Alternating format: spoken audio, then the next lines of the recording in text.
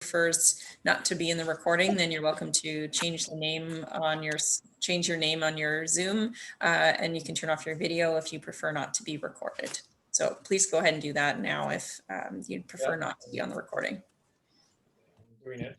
Okay.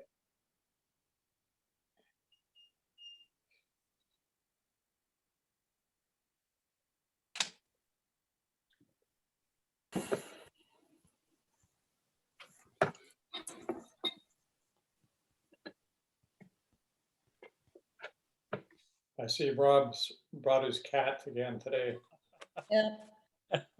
Well, I am a cat lover, so. Well, and Lori has her cat as well, a more domesticated variety. Yes, yes. Maybe we'll see some real cats during the meeting too. It'll just appear. Yes, that's true. You never know what you're going to see in Zoom. Yeah, we get 25 participants, not too bad. Yep.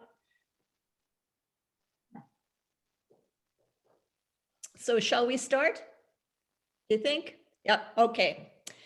Welcome to the second in our climate solutions series from the Nanaimo Climate Action Hub. My name is Catherine Hazel, and I'm a member of the Action Hub organizing team and your host for this evening. First, let me begin by acknowledging that this meeting is taking place on the unceded traditional territories of the Snuneymuxw, Staminas, and Snanaas peoples. Tonight, we will be looking at another aspect of active transportation, focusing on walkable neighborhoods and the planning process that will help us achieve them. Here are some interesting facts about walkable neighborhoods.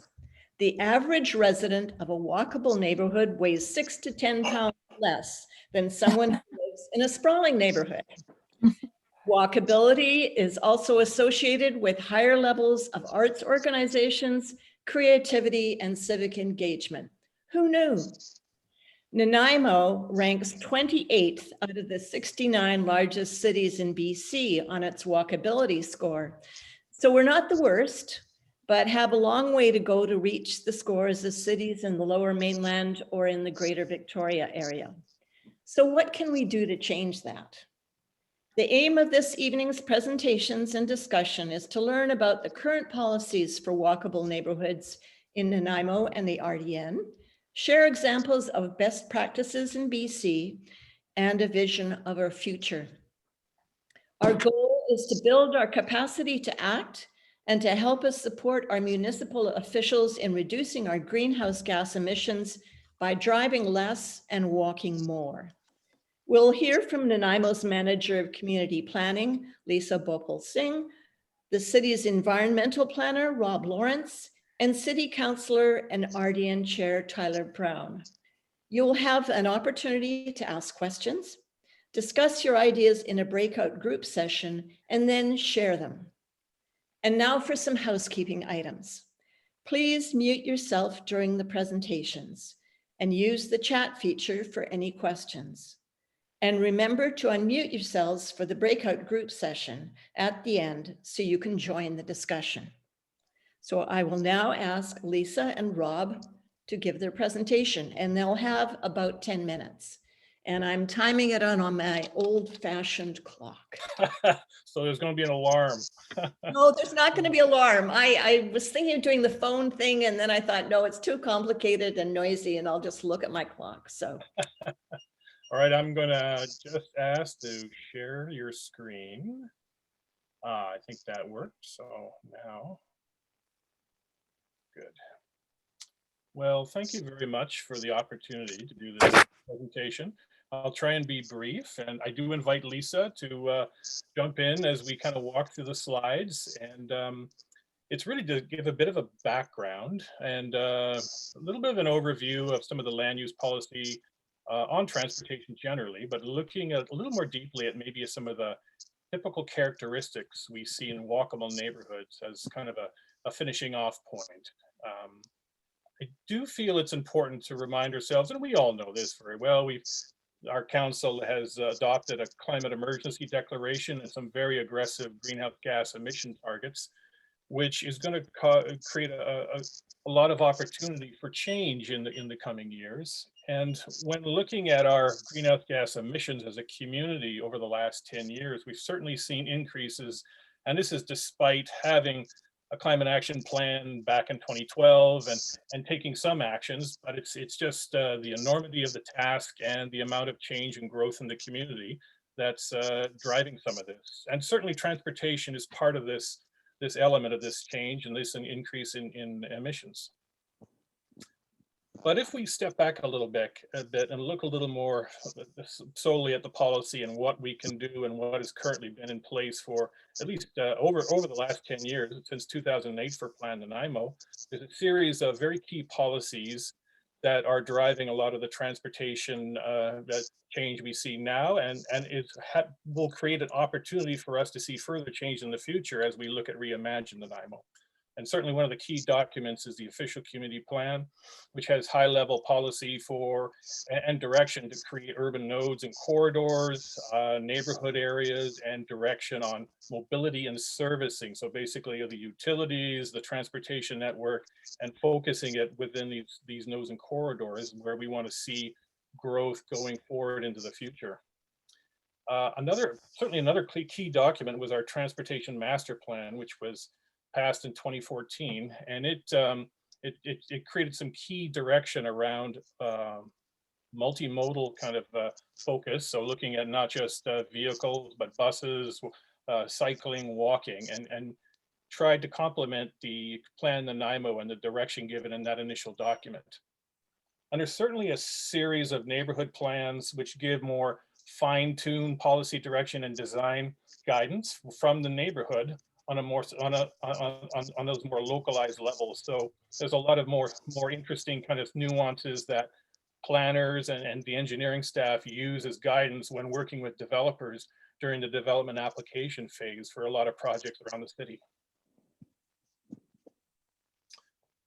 I don't think this is any surprise, but back at the census, when we kind of look at the breakdown of how people do get around Nanaimo currently, it's certainly by and large a single occupancy vehicle city. I mean, walking and cycling are certainly components of that, but very much in the minority right now.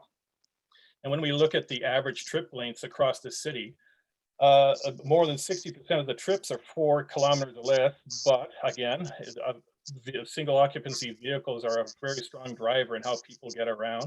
But nonetheless, people do get out in their neighborhoods, and cycling is still a component as well as transit.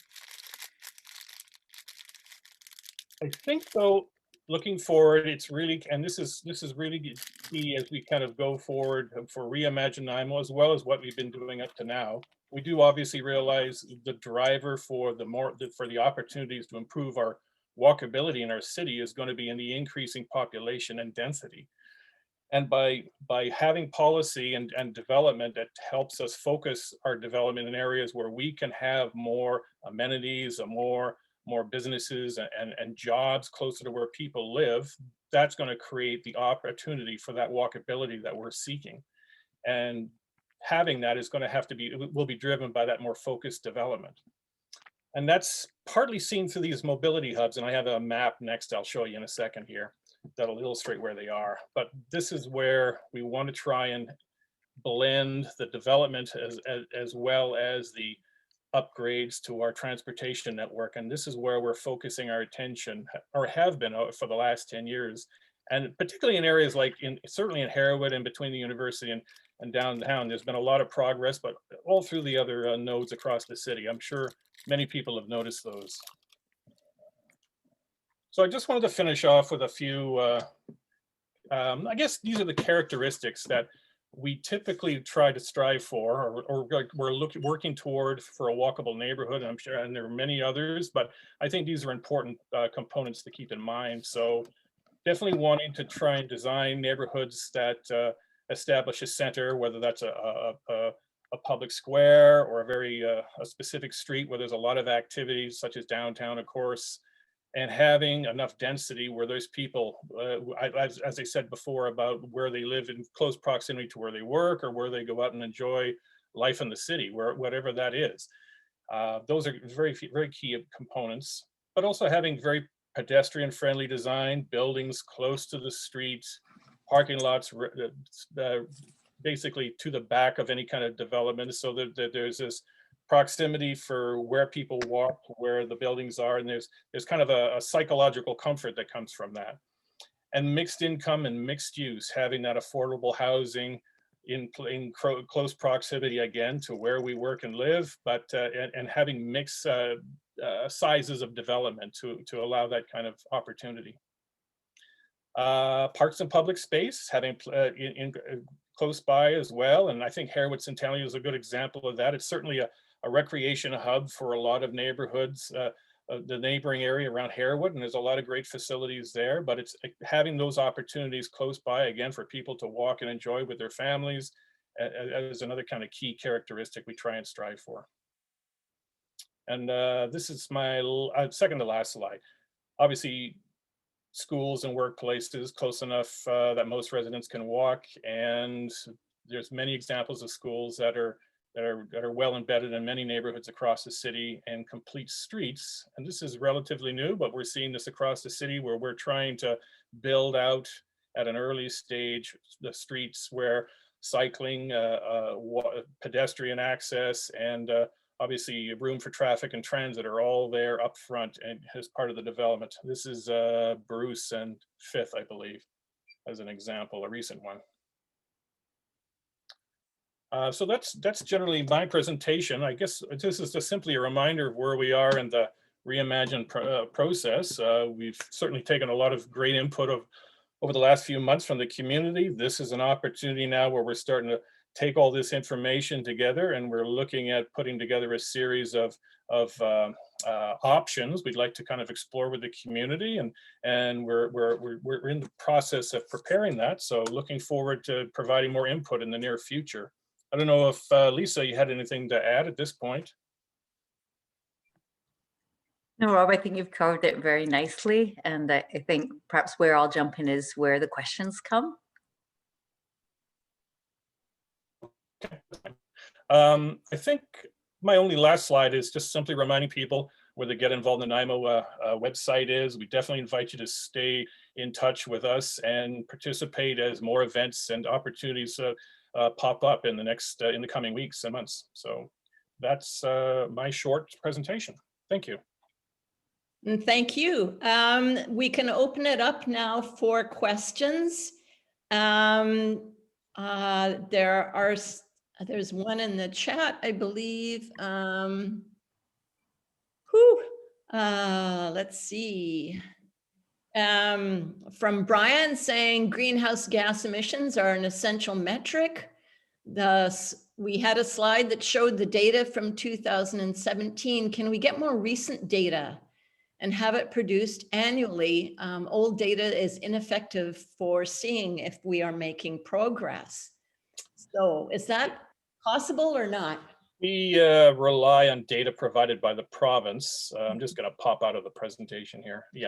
Yeah, we rely on data from the province, and they usually provide that every couple of years, and it's primarily fuel and fuel data that needs to be converted to emissions. So we're a little bit dependent on what the province can provide us at this point, but by backcasting though, by looking at what we have consumed over the last 10 years, we can get some trends, and I think that's a helpful metric for us as we go forward. But we're doing the best we can, I guess, is the short answer with the information we have.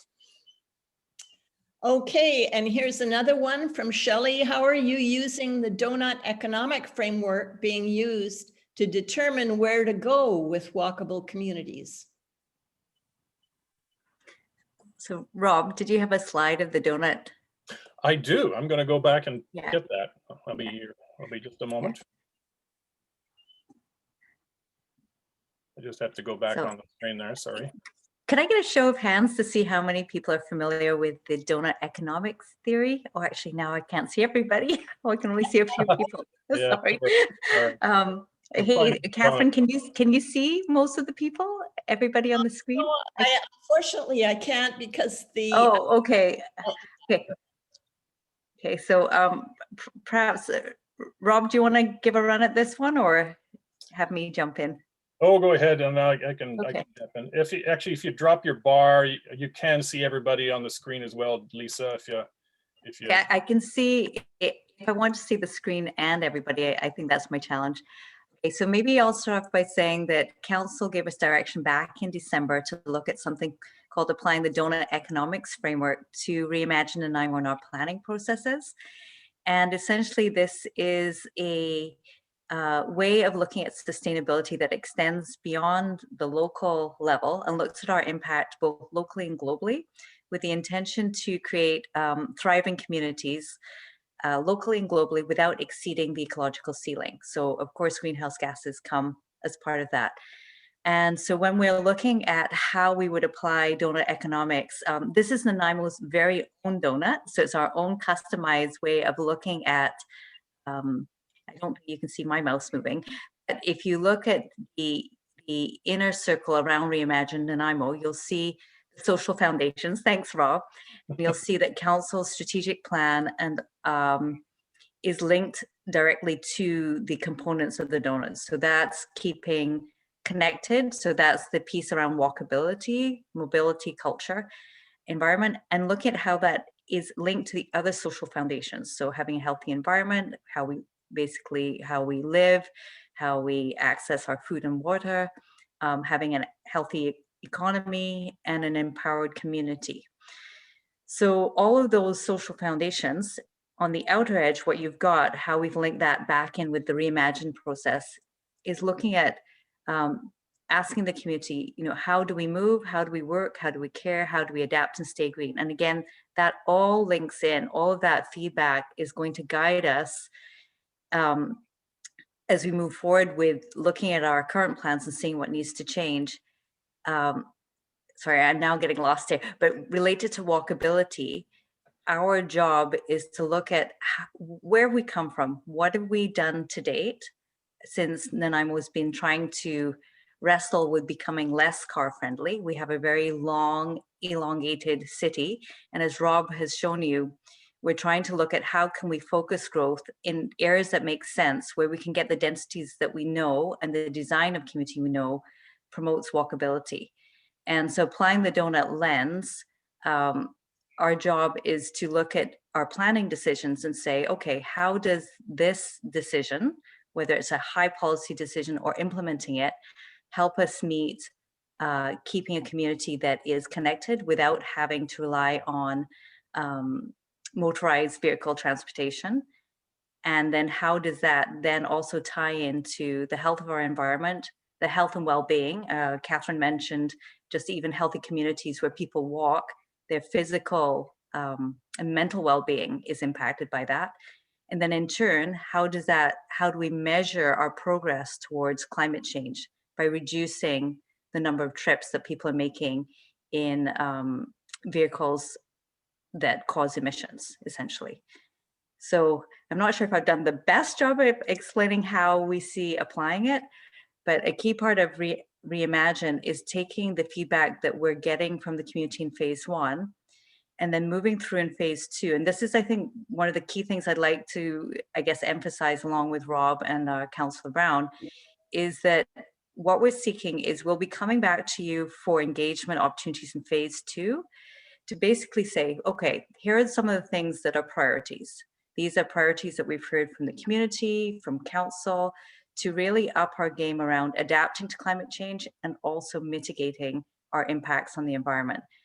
And part of that is, Rob, I don't know if you can pull up the map of the city showing the different growth areas. It's the mobility. Is basically coming back to the community and saying, how well have we achieved our targets and where we'd like to be with both walkability and reducing greenhouse gases? And what more can we do to increase our desire to have more walkable communities, reduce our greenhouse gas emissions, have a healthier community, both socially, environmentally, and economically? And that means evaluating and pointing at the screen, but all of these different nodes, the corridors between them, and saying, what's worked well in the last 20 years or so since we've been trying to encourage more walkable communities in Nanaimo. And what more can we do from a land use perspective to tweak and to change our policies? And so we're going to be coming back and asking the community for feedback on up to 3 different options for ways we could focus our growth in such a way that enables greater walkability. The reality is we are a fairly low density community. If you look at the downtown area of Nanaimo, old Nanaimo, I guess, and you look at that grid network that evolved before we had a car-centric type situation. And then the city expanded, it expanded out. Some of you may even have lived in Departure Bay and Stevenson Point when it was like considered little holiday areas. Woodgrove was considered quite a rural area. And as the city expanded, it became very linear. And it was allowed to do so because cars could conveniently get out to Woodgrove and Park. And so we lost that downtown old city feel where people could walk to the majority of what they needed. And there was that density for the time that allowed more walkability. And so we're now playing catch up. And I grew up partly in a developing country, Trinidad and Tobago, and then also England. And when I live here in Nanaimo, I often think, okay, well, what is it that we need to do? And particularly in older communities in parts of the world, which are very walkable, they were designed before the car. And so it becomes exceedingly inconvenient to try and use a car in tiny, narrow streets that weren't designed for cars. And the densities at which people are living mean that it is just so much easier to walk than to even attempt to find a car to get into and park it. And so these are things that are, it's planning design, but it's thinking about the whole city, and a combination of, it still is relatively cheap for some people of certain incomes to own a car. And then we have a huge inequity where we have people who don't have cars and they are forced, they don't have the alternative. So they are walking, they are taking the buses. It's impacting their ability to get to daycare, childcare, the jobs they can do. And so in Nanaimo, we have people who can afford cars, people who can't, and we have this mix of challenge where also some people can afford electric vehicles and other things that are lower impact on the environment. And how do we build that vibrancy in neighborhoods, knowing that there's some neighborhoods that can be better served by transportation.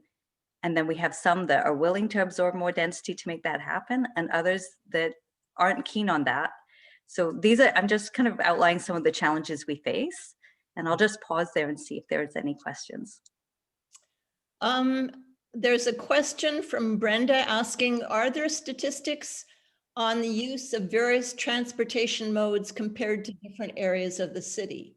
So for example, there might be areas where there's more pedestrian traffic and others where there's more vehicle traffic. Rob, do you think? I'm looking here between VIU and downtown. I'm thinking that's, in my recollection, that's where my understanding is there's typically more pedestrian traffic. Could I chime in for a second, guys? Thanks, Maddie. Oh, yeah. Maddie, do you want to introduce yourself, please? Yeah, for sure. I actually was lurking on the last meeting that this group had to about cycling. And yeah, I really appreciated the opportunity to be there for that and for this one too. I also work for the city. I'm the active transportation project specialist. I work for the transportation department, but I am a city planner as well. That's my background. And I've worked closely with Lisa and Rob on Reimagine Nanaimo.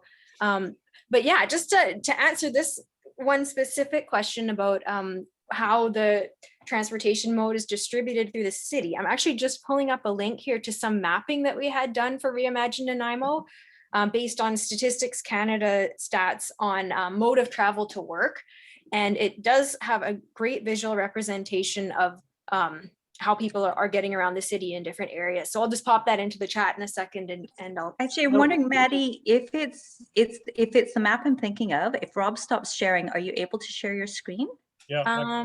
Yes. You go to the bottom, yeah, and hit share screen.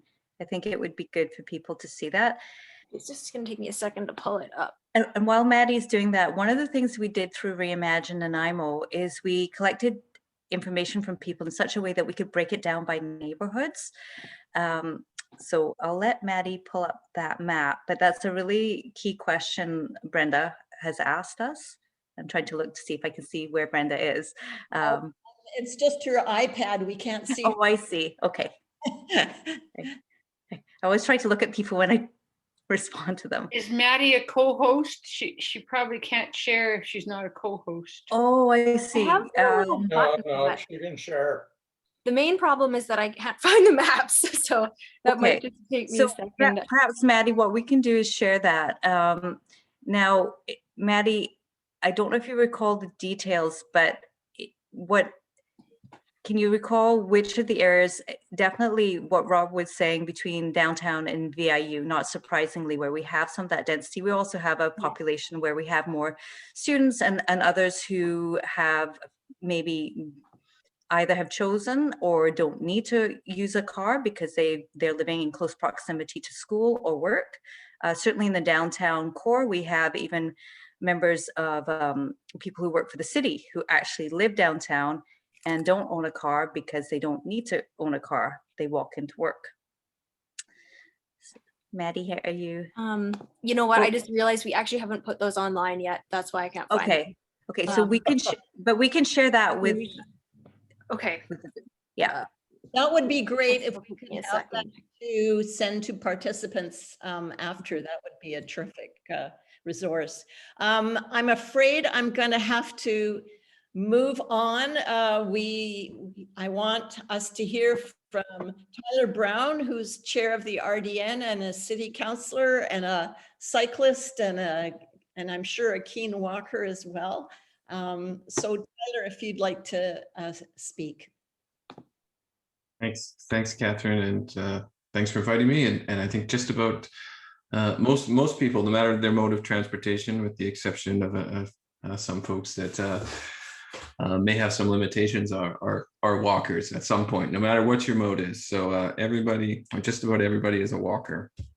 And thanks for Lisa, Rob, and Maddie for some of that information. I'm going to approach that a little differently based on a conversation that Catherine and I had a little bit earlier this week. But I think what sums up a lot of what Rob presented on there was that the best transportation plan is a good land use plan. So if you get the land use right, the transportation can take care of itself. Now, that's not to say you don't have a transportation plan, but I think the critical element there is how your land use functions. And Lisa sort of indicated what happens when we plan differently, or maybe not differently. I would say plan poorly. It has it can have, well, traditionally, I think, unintended consequences that led to the environment that we have now. That does make it harder to cycle, does make it harder to take transit, or does make it harder to walk places. So I'm sort of, I guess I would say, a disciple of Jeff Speck. Some of you may know him. He writes a lot about walkability. And he said the general theory of walkability explains how, to be favored, a walk has to satisfy four main conditions. It must be useful, it must be safe, it must be comfortable, and it must be interesting. And I think if we think about the places that we've enjoyed walking in, or find ourselves walking in without even thinking about it, the European cities come to mind, but I would even argue downtown Nanaimo, you start to find yourself walking without realizing it, and it's because it satisfies those four conditions. So Lisa and Rob and Maddie and a whole bunch of other city staff are doing tons of great work right now, engaging on Reimagine Nanaimo. With that at its core is an official community planning planning process, and that sets the policy goals, the long-term plans. I would like to argue that I think the zoning bylaw is actually the more important bylaw at the end of the day. And that's the one that I think has less engagement with, because it's something that plays out. It takes those OCP goals and sees them realized on the landscape. And it's incremental. It's in partnership with development community.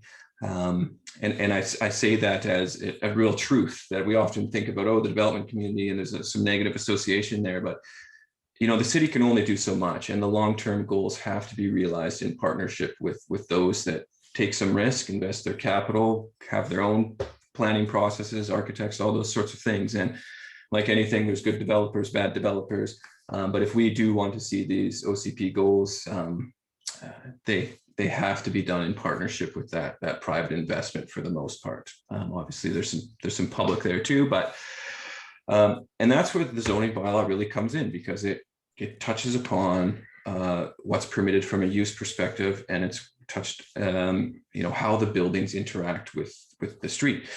And in North America, we've often relied on what's called Euclidean zoning.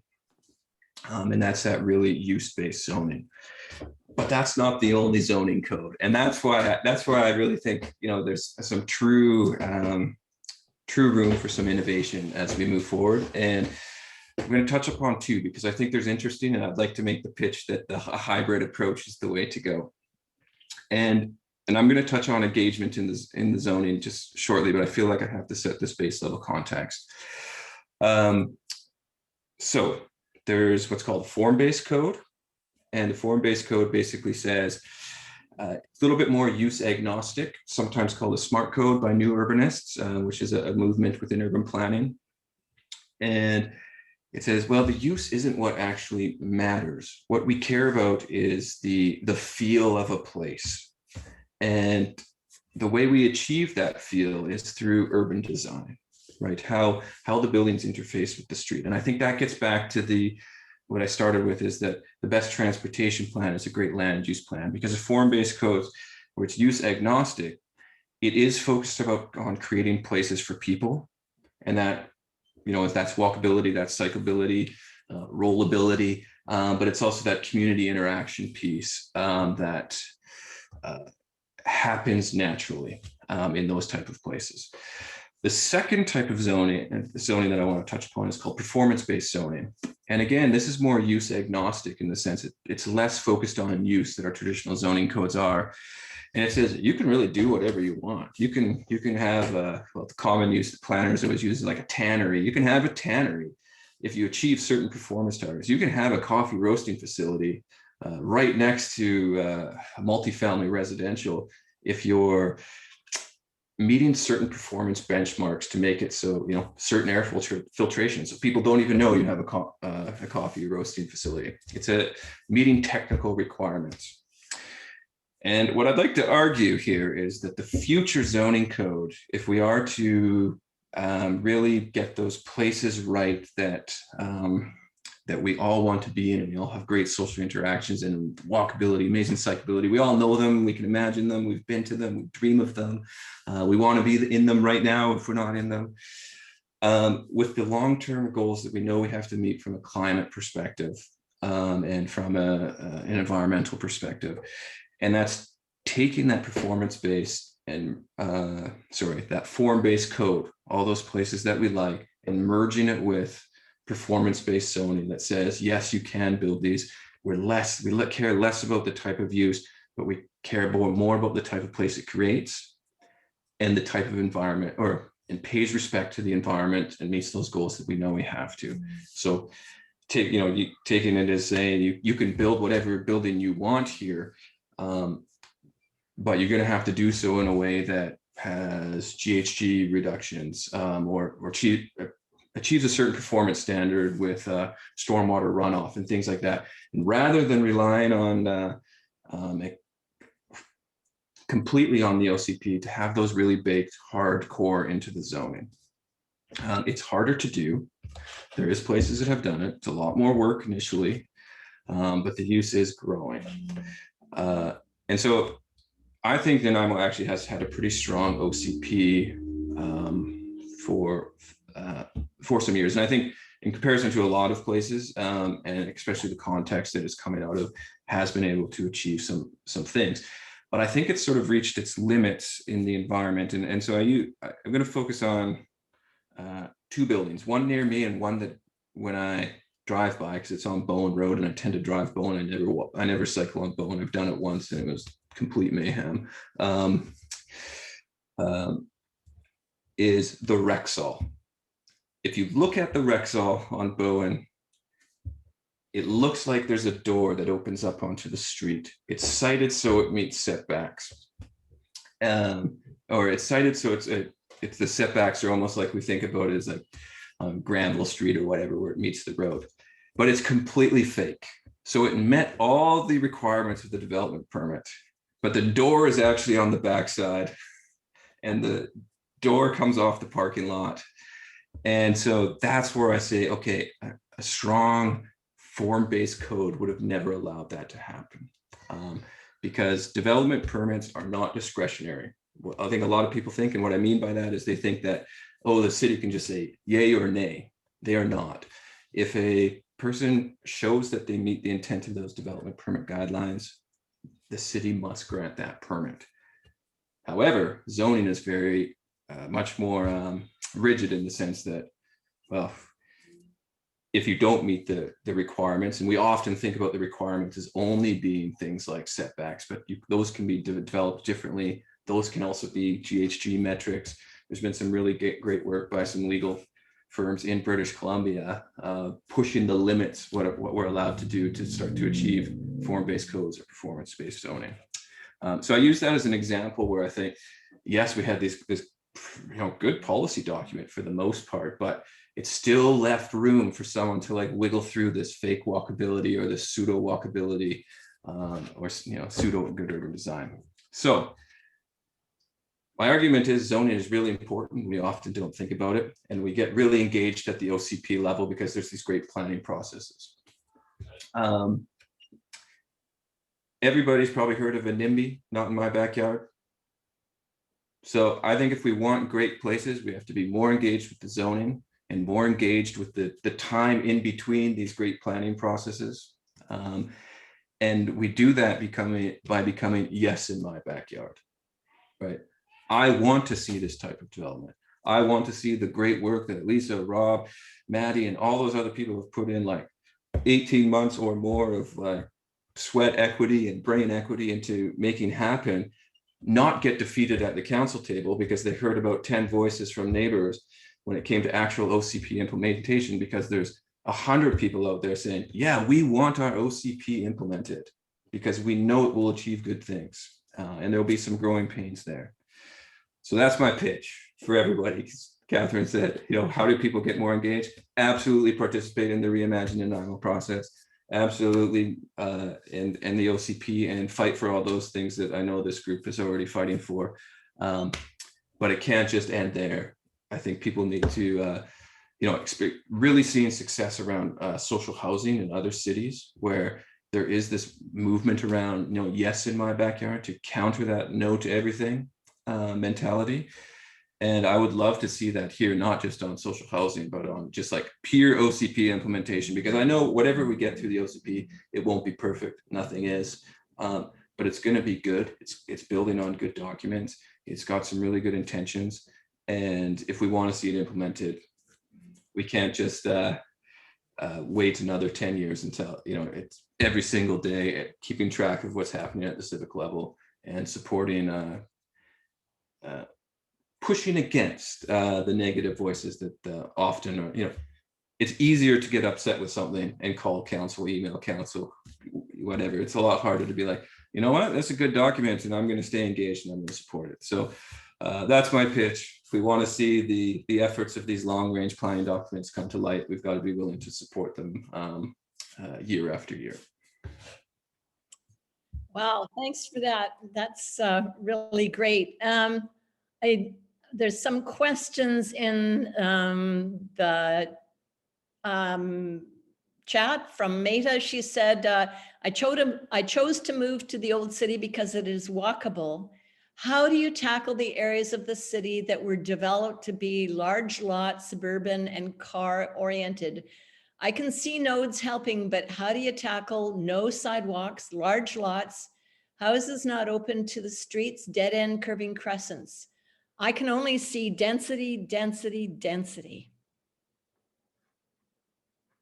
So a great question. First of all, I think density as a target alone is a problematic target And I use the example of, I was talking once to, or attended a presentation by a guy, it was a planner in Penticton, and they built, their council allowed some really tall towers that were really dense for Penticton.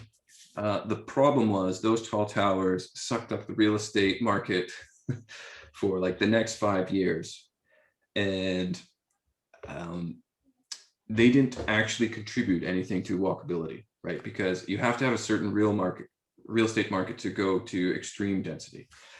However, I think Nanaimo is really right for that 3-4 story, maximum 5-6 story that we are actually seeing in a lot of places.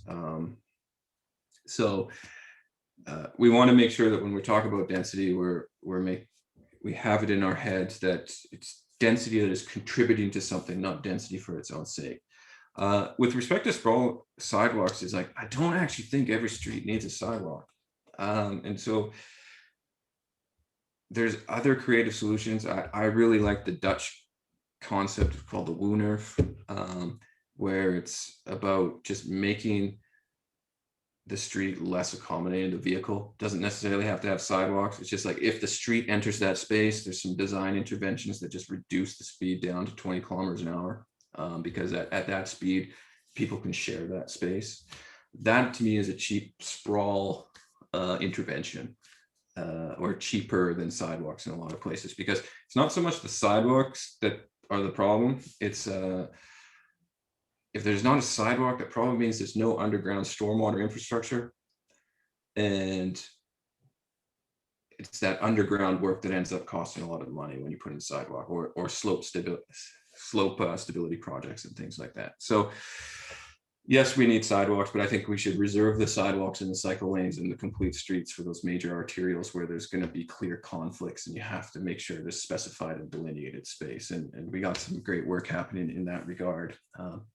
I would argue that, you know, if it was just up to me, I'd probably fund it at 10 times the amount, but it's not just up to me. So yeah, I think there's that, again, there's that large interface. Sprawl repair is going to take time. And I'm just going to use my own example. I live in suburbia. And when I moved here, I was kind of bummed because I like being downtown. And thankfully I can walk to a bakery and not too far from a block. But it was actually my perception standing in the way of walkability. Because where I used to live downtown, it took me 12 minutes and I would walk downtown and I'd have my coffee at Mon Petit Choux and my pastry and all those sort of things and meander and do my thing. Well, where I'm at right now, it's also just 12 minutes to do those things, but it took me over a year before I got over my self-perception and said, well, you know what, I can actually walk to Northtown Center in 12 minutes or Longwood Station in 12 minutes and have almost that exact same experience. So I say that because I think sometimes we think some of our spaces are underperforming, and that's a perception problem. There is a lot of underperforming spaces, don't get me wrong, or underperforming neighborhoods in terms of walkability, but there is some perception barriers there as well, and we need to make a better effort to combat those ourselves. But there's a great project. And I'm going to go on tangent and try to make it quick. We often record distance in our cities or on our signs in terms of meters or kilometers.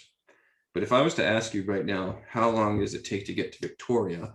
All of you would give me it as a function of time, right? And so where I live right now, it's perceptually far for me because I'm thinking in distance, right? I got here by my car, it took me a long time. But if someone would have told me, it's only a 12-minute walk down to the Longwood pub for a beer. If that was on a sign, it's 12 minutes to shops from my house. I would look at that and say, yeah, I can walk that, no problem. Because that's how my mind is thinking in terms of time. And so I think we do ourselves a disservice in a lot of ways in the city. You know, I see it even on the cycle signs, 0.7 of a kilometer. I couldn't tell you, I cycle a fair bit, I couldn't tell you how long 0.7 of a kilometer is going to take me. But if it said 2 minutes, right, I would do it. And I think more people would. So I think there's some I say that because I think there's some tricks that we can do to make while we're doing the sprawl repair that's going to take over 40 years and build on the good policies in the OCP. There's some tricks we can do to help overcome it in the meantime. Thank you, Tyler. That was great. I lived in Scotland, and Glasgow does that. There's signs everywhere saying it's 5 minutes to Central Station, it's 5 minutes to Buchanan Galleries, it's 7 minutes to this, and everywhere all over the city, which makes it really easy to get around and walk around. Madeline has found the maps, but I would like to progress to the breakout groups where people can get a chance to talk to each other. So what I would suggest is we're going to be sending out resources to people, and I'm hoping, Rob, that we can send out your PowerPoint presentation and maybe Madeline's Sure, of course. map as well, and to all the participants. I know we've already had requests in the chat to do that. So moving into the breakout groups, what we're going to do is we're going to divide you up into groups of 3 or 4 people, and you'll have about 10 minutes for discussion, and then we will come back and report to the whole group. And we have 2 questions to get you started, which I am just now going to put into the chat as soon as I can find everyone. There you are. Now I'm thinking, how do I do that? Oops. Oh, Heather already did it. Heather, you're a genius. Thank you so much. What are the barriers to walkable neighborhoods in Nanaimo? What changes need to be made to create more walkable neighborhoods in our city? And we've heard some good suggestions already. So Bill, work your magic and divide us up into different groups. And if Lisa and Rob and Tyler would like to join us, that would be great. But if you want to leave and do something this sunny evening, that's fine as well. Thanks, appreciate it. And we're really happy to come down here and share some of our information. I'll make sure the PowerPoint does get out to everybody. Okay, great, thank you. If it's helpful, Catherine, I'll stay. Okay, that would be fantastic. Wonderful. All right, I am joining a break.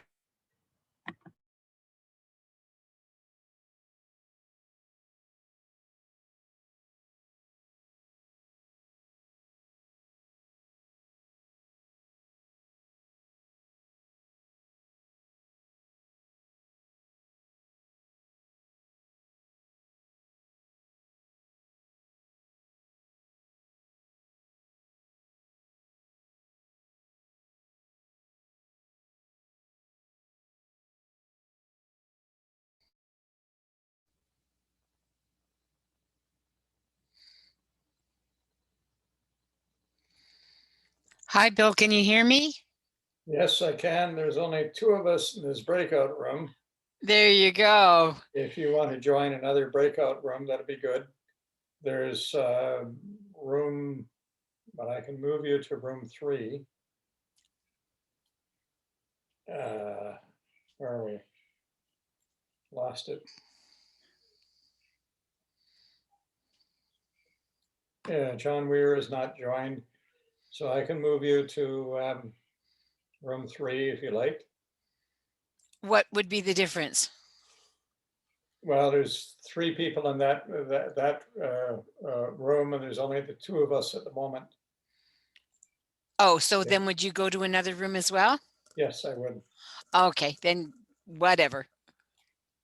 Okay, there you go. And I can join this one. I'm talking about allowing more laneway houses, townhouses for some of the houses that need to come down, that kind of stuff. But I see sidewalks as a big deal. I need them to walk on if I'm going to walk down the street. I walk in the park and I don't need a sidewalk there, but to get around in neighborhoods, I do. Yeah, I think though, I think what Tyler was getting at though is like you need sidewalks in a sense because of the type of roads we have. Like we have roads that are not they're not safe to walk down. So in in other towns, other strategies where you kind of radically change the way small residential streets are used, then they become a different thing. I remember in Amsterdam, you have these little roads. And if you're on a bike, you just ride down the middle of the road because every little car, they just travel at the speed of the bike behind you and in between bikes. So it's like it's not a concern because you're in an environment where cars are just like a sort of an afterthought in terms of like they have no priority at all.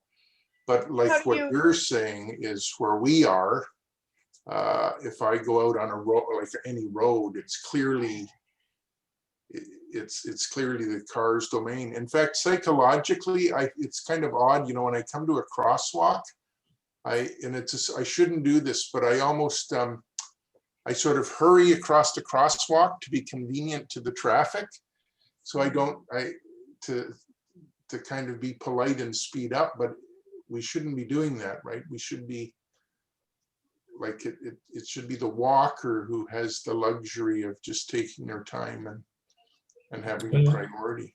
But the street I live on has no sidewalks either, but it's a fairly short street without a lot of through traffic, and there's a lot of walkers because it ties into Bowen Park at the end. And it's the kind of thing that I think that Tyler was talking about. It's anybody coming on by a car generally goes slowly. And people walk down, not necessarily in the middle of the street, but not over on the edge either. And there doesn't seem to be a interference too badly. So I don't have a clear idea how you turn a suburban street into a walkable street. And I'll give an extreme example. My daughter's in Delta, in an older subdivision, same kind of vintage as Lindburn, etc. And there is an organized agreement that the kids walking to school can walk across people's lawns because it's too dangerous to get on the street. So I don't quite understand. I'm trying to envision this, and I don't understand how you change the street to make it safe for me to walk, other than having a sidewalk. I don't quite get it. I'd slow the traffic down, but I still don't think it's. Well, if you slow the traffic down to 20 kilometers an hour, then and I'm not like there's ways of doing that. Then those kinds of things, those are the things you need to do. It's dramatic, right? I mean, it's not that's the kind of thing that has to be done. But it might be, I'm just knowing, like from Tyler's perspective, it might be easier to do that on a large scale than to put in sidewalks, which just like I think financially feasibility. No, I don't think we can afford to put them in as a city. I'm looking at other ways, and as I say, one of the key ones is when developers do a development, they have to provide amenities. The sidewalk can be an amenity, and I've seen it happen in Cedar, for instance. But then the neighborhood has to allow some sort of density whereby a developer can put something forward and be able to afford to do that kind of amenity. So since they're still fighting in the old city to get townhouses, fighting with the city over it, and Dover Bay tells me all the time that they don't want any of that kind of intrusion, then those areas stay unwalkable. And as far as I'm concerned, I would hate to say this, but to hell with them. Like I chose differently, and if you want to choose car, well, for the time being, I'm unwilling to spend the money, and I still don't know how it can be safe for me. Walking in those areas. Anyway, they figure it's unsafe for me to walk downtown, and they always say you shouldn't be walking in Bowen Park. It's unsafe. Those are Dover Bay people talking to me. And I say, well, it's unsafe to get out in the streets in your area. So it's quite the difference of opinion. The sidewalks are one thing, but the speed limits on side streets, not the main streets, but, you know, it's safer if the speed limit is 30 Ks, or people are going 30 Ks than 50 Ks, Certainly, partly because you can survive if somebody hits you. sort of. While, Well, more so, they got like more reaction. ideally, what did you say, Brian?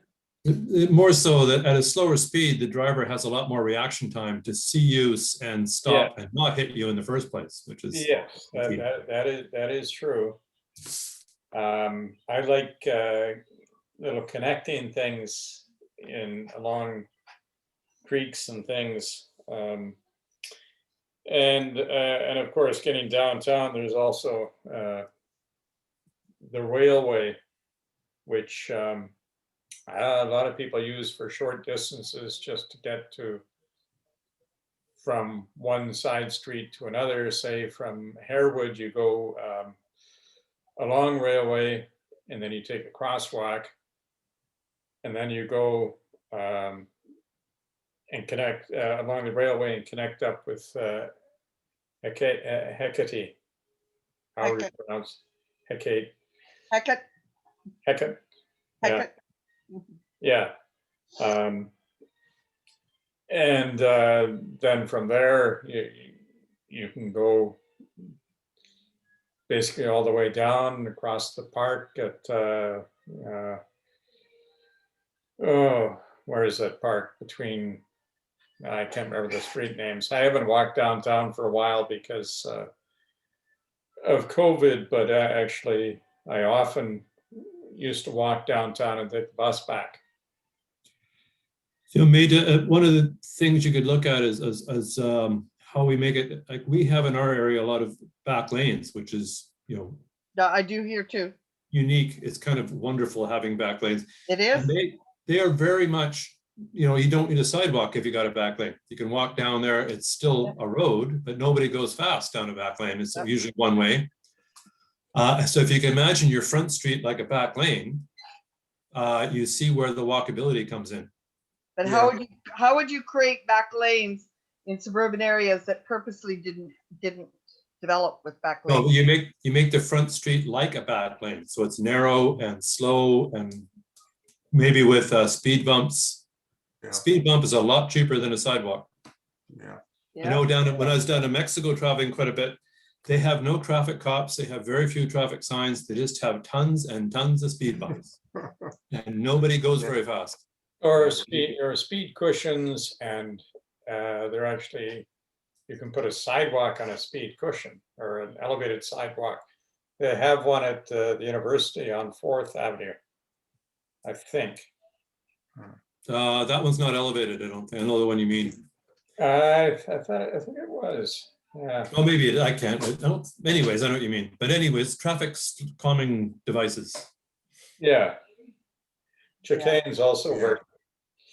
Oh yeah, now Ladysmith has narrowed their streets quite a bit in areas by using that traffic calming down the center. So you see, that's an idea. Yeah. That would narrow it. I was also thinking, because you're talking about the cycling routes, and on the cycling one, people were talking about that. People can walk the cycling routes, but Nanaimo's working on this, but they have to become more corridors. With sort of places where you can break out. They tend to start and stop. So yeah, okay. So I like the traffic calming at the center of the road. It also improves the appearance with some trees and stuff there, and narrows it. Yeah, I like the idea of, like, when it comes to developers, and you talk about they should, be required to put in sidewalks. I almost don't like that word sidewalks, like they should be required, new developments, to have walkable corridors that are like prominent, right? And access to residents via cars as like sort of that gets relegated to the back alley, right? And the prominent ways in and out of the residences, like, you know, biking, walkable paths, right? So the sidewalk isn't just something on, you know, beside where the cars go. It's like the cars are kind of beside where main traffic goes, right? Which should be the walkable, you know, densified community or little neighborhood. So what you're basically saying is new development should go back to being old development. Yeah. It's like the old city. Yeah. It should have lanes, it should have all these things we dispensed with. Yeah. I agree with you, but that's okay if it's new development. What's really, Oh my God. Oh, more people are coming. Okay. Oh, we're all Yeah, ahead. We got cut off halfway through. Conversation was pretty lively. So Yes. Well, I gave you some time to think about it. I know you did, Bill. That was great. So Catherine, we had fun because we ended up with Tyler and Maddie, and Shelley had all three of us. I know. Oh, God, you were It was a dream come true. No hard questions. That's right. Yeah. Well, would people like to report back? I could start by reporting back from the group I was in, which was Francis and Don Alexander and Marjorie Hope and myself, I think. Yes, Judith Beer and her partner, who live in Hammond Bay and, you know, had some good points to make. So the barriers to walkable neighborhoods, safety, nothing to go to, like Judith and her husband pointed out, the Hammond Bay neighborhood is fairly isolated from shopping options. There used to be a convenience store and a coffee shop that people went to, but they shut down and they've been closed for years. And so now there's nothing for people to walk to, whereas before there was. And so they were wondering if there's any way to get them back without an attached gas station. You know, we need basically small stores to keep people in their communities, you know, so they will have a purpose, a place to walk to. And then what changes need to be made? Dawn pointed out that cut throughs through the cul-de-sacs in areas for walkers and cyclists would be really helpful, because right now, and I've been in this situation, even in a car where you're going around these various cul-de-sacs, getting hopelessly lost. If there was some way of getting through directly, that would really help. And Francis pointed out that making places attractive is really a good way to make people feel like walking to places. And she pointed out how in Harewood, there seems to be a real effort made on the part of the developer to make it interesting and attractive to people.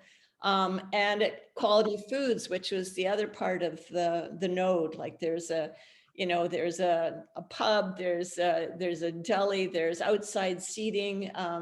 And she pointed out, there's even art at the hamburger joint at 5th and Bruce, you know, to make it more attractive. And that's what you need, you know, in the North End. Like Woodgrove is absolutely sterile. Why can't it have art or, you know, some places outside where people could get together and make it a little bit more people focused and worth walking to? So that was our group.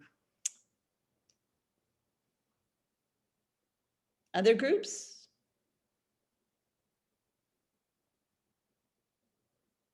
I'll take a go for our group, Catherine. Okay. I was in with Doug Fraser and Bill Wolverton and Meta. We mostly talked about barriers to walkability, whether or not it's sidewalks or a place to walk. And sidewalks, we had disagreement on a few things, but the sidewalks are very expensive. So to turn a suburban street into something that's walkable, we need to find a way to slow the traffic. And slowing the traffic, it might be, and we talked a little bit about lanes. Lanes are a wonderful place to walk because they feel safer and there's not a lot of traffic and it's usually quite interesting. But you can't put lanes in, but you can make your front street like a lane, and that would be narrowing it, possibly putting in a speed bump and generally lowering the speed and all off the main arteries to about 30K. And that's a lot of what we got into, about just trying to slow traffic so you feel safe walking on the street. Yeah. And anybody else in that room can kick in more if they thought I missed something. Yeah. Doug, you need to unmute. You need to unmute, Doug. No, I was just confirming Brian represented us well. Okay, that's good. Anyone else like to report back? I can report on our group. We were Jim, Brenda, Mika, and me. And other people have covered what we talked about for the question number one. But the second question, we had a really good suggestion of more awnings because it's a rainy climate in the winter. So awnings in downtown would allow people to walk and be dry as they walked the downtown area. And we had the suggestion of extending the E&N. And we also had the suggestion of artwork to make it more interesting. And it is so lovely to walk in areas where there's visual artwork that's makes it more interesting, of course. And we've also just talked about that idea of having the notion of how long it takes. We thought that was a really good idea, and we should promote that rather than thinking about distance. Just like Tyler said, 12 minutes to walk to a shopping area. Yeah. Any other group wants to report back?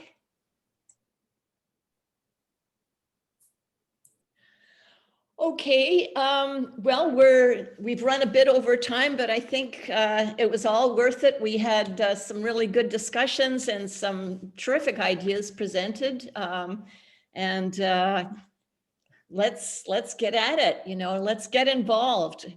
So in a couple of days, we will send you an email with a link to the recording of this event, a summary of your key ideas, and a link to some of the resources and the topics discussed tonight.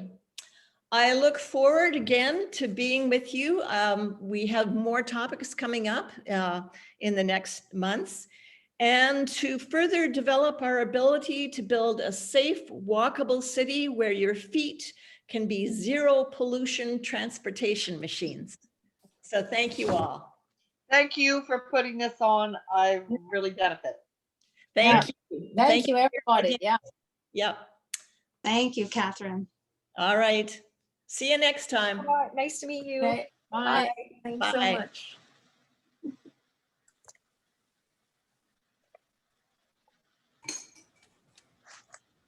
So for anyone who's staying for the Climate Hub organizers meeting, we're just going to transition into that on the same Zoom line here. I might just go for a bathroom break for a while. Sure, yeah.